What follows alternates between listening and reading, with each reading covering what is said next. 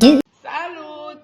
Bine ați venit la un nou experiment cu Maria și cu Matei. Avem aici apă, o pune oțet. Aici avem bicarbonat de sodiu și o face așa. Și face wow!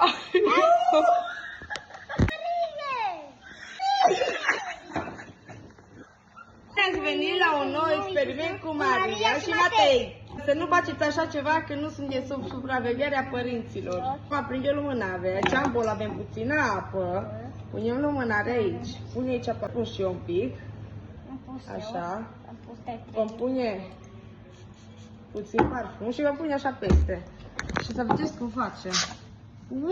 S-a ieșit, am ajuns până sus. N-a ieșit! Scrieți în comentarii și ce alte experimente să mai facem împreună. Salut! Salut! Bine cu Maria și cu Matei. Astăzi facem un vulcan. Luăm un ou, punem aici albușul. Da, curge ăla. N-are nimic așa. Punem colorant alimentar. Le amestecăm toate. Pune. Pune-l tot.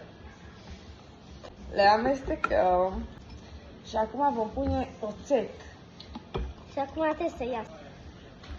Stai, lasă. Wow! Și asta e un vulcan. Da. Ce frumos a ieșit. Exact. Eu vreau să mănânc. Ca niciodată acasă. Să uitați, au devenit tot ulei aici.